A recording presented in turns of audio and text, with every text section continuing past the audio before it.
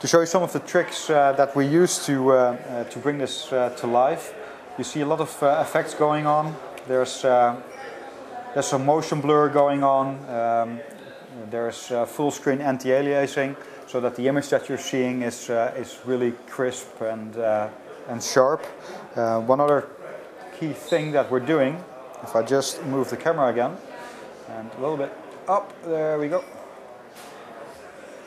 is that to create this image of the world and to have everything really tied together, we've got some really impressive post-processing features. I can turn these off, and you can see the kind of difference that makes. Is that now some sunlight is seeping through, and the draw distance is there's not as much depth as there is in this image.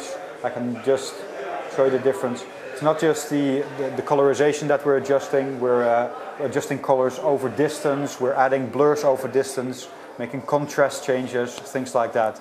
It's really Hollywood-grade post-processing that we're doing real time here, in order to make sure that the entire image is really blended together, so that the effects, the smoke that's going off, grenades, all the lighting that is surrounding the player, that's all integrated into this one image. Now, this is something we can do dynamically, the post-processing. We have a couple of knobs we can fiddle with, and throughout the level we can basically change that real time. So we can change the mood and the setting, the atmosphere of the level based on the sort of the surroundings and even the weather that is overcast. If it's more sunny, then obviously we can introduce more warmer tones and things like that. So again, sort of to show you the difference between these things. What's also apparent from this, if I speed it back up again, there we go, is that there's virtually no HUD. There's no sort of game-related information on screen. It's your gun and it's the environment and your war. It's something that we feel very strongly about. Is we want to have this really cinematic feel to the game.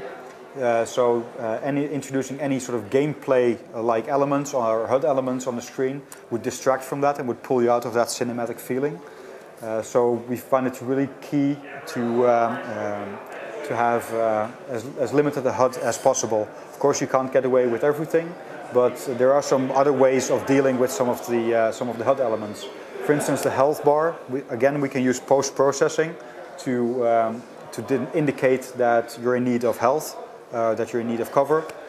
What we can do there is just desaturate the colors, up the contrast, add a little bit of blur, and all of a sudden the player gets a visual clue that I'm being hit, I need to go into cover. So it's those kind of things that we're really looking for.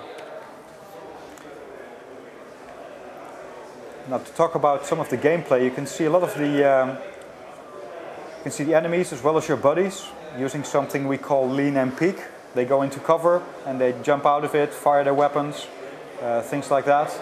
Of course, the player can also do this, and to stay true to that whole cinematic feeling, we want everything to be in first person as much as possible, which means that we have implemented something we call first person lean and peek. If Matthijs can demonstrate that and maybe explain something about that. What we've done for Liberation on the PSP, we came up with a mechanic called duck and cover, where the player could crouch and press the fire button. If he was standing close to cover, he would automatically stand up and fire over the cover. That made that whole game much more tactical.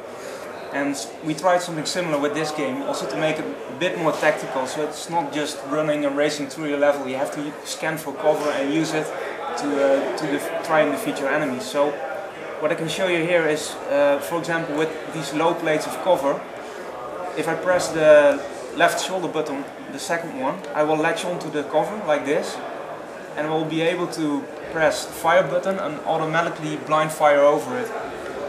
I can also push the left stick forward and I will automatically stand up, and I will be able to shoot over the cover like this.